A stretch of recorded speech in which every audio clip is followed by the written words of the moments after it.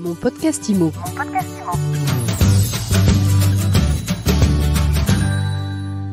Bonjour, bienvenue dans ce nouvel épisode de Mon podcast IMO. On est en live du Salon Rent et j'ai le plaisir de recevoir Stéphane Domillard. Bonjour. Bonjour Ariane, merci.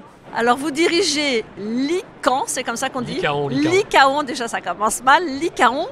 Vous me direz d'où vient le nom, tiens, avant de commencer ? C'est un animal qui traîne dans la savane africaine. Et ça ressemble à quoi, un Lycaon ? C'est un croisement entre une hyène et un chien africain. Donc mais c'est assez mignon, c'est relativement mignon. Bon, alors ça, vous allez nous en dire plus. Donc c'est une PropTech qui a été lancée il y a environ 1 an. La plateforme est ouverte depuis quelques mois. 6 mois, c'est ça. Qu'est-ce que vous faites alors ? Alors nous modélisons de la data immobilière, c'est-à-dire qu'on rend accessible à la fois aux particuliers et aux professionnels des données à l'instant T, mais on propose aussi du prédictif. Donc n'importe quel utilisateur peut venir se renseigner sur son bien ou le bien qu'il souhaite acquérir à l'instant T et obtenir en plus une dimension à 10 ans. Donc vous êtes capable de dire dans 10 ans, ça va valoir tant ? Non, c'est pas le prix. Par contre, on est capable de le situer sur le marché. Est-ce que c'est un bien qui est voué à augmenter plus vite que le marché, moins vite ou à la même vitesse ? Pourquoi ? Et qu'est-ce qu'il faudrait améliorer pour en gros lui offrir les meilleures perspectives d'évolution ? Alors concrètement, ça peut être quoi ? Concrètement, vous avez des secteurs où les critères de recherche de la demande ne sont pas les mêmes. C'est-à-dire que selon le quartier où vous situez, la ville où vous vous situez, la luminosité, le fait d'être un T3, un T4, la terrasse, l'accès à un parking, toutes en fait ces caractéristiques, nous on est capable de les scorer et de voir où c'est qu'elles ont le plus d'importance et pourquoi il faut investir ou non dans ces critères-là.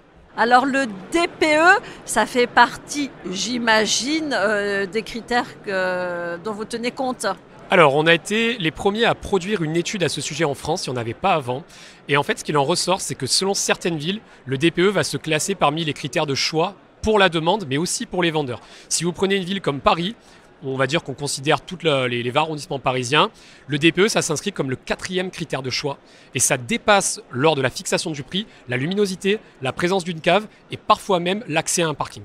Alors ça, c'est à Paris ? Oui. Et il y a des villes où ça compte pas du tout ? Ça va dépendre en fait, si vous voulez, de l'incitation qu'ont mis les acteurs du secteur à faire de la rénovation. Si vous êtes dans une ville comme Marseille, le DPE a très peu d'importance. Déjà, les factures énergétiques ne sont pas les mêmes. Le parc immobilier est beaucoup plus préservé.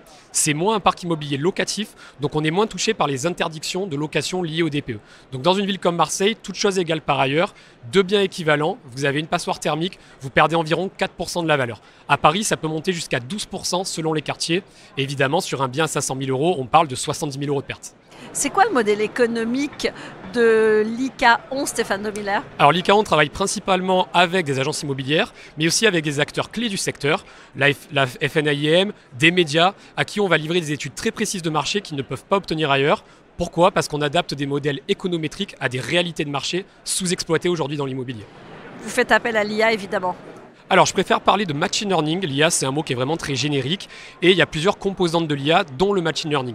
Et nous, on va dire que pour l'immobilier, le machine learning, ça permet d'entraîner une machine qui va commencer à comprendre comment on duplique des datas et comment surtout on les adapte à chaque secteur, mais il y a toujours la main de l'être humain derrière. L'être humain, c'est vous avez quelle formation ? L'être humain, c'est en partie moi. Nous sommes en gros une équipe nous sommes 8 à l'heure actuelle, dont 2 chercheurs, moi-même et mon cofondateur. Et il y a aussi bien sûr des data analystes, des data architectes et un lead plateforme qui vient gérer tout ça. Merci beaucoup. Merci à vous. Stéphane Domillard, donc patron de Lycaon IMO. C'est bien ça. Et si on veut en savoir plus sur le Lycaon, on va sur Wikipédia. Vous allez sur Google, vous tapez Lycaon. Il commence à bien ressortir grâce à nous sur Google. Donc c'est l'opportunité aussi de taper ce mot. Merci à vous. Merci. Et à très vite pour un nouvel épisode de Mon podcast IMO à retrouver tous les jours sur MySuite IMO et sur toutes les plateformes.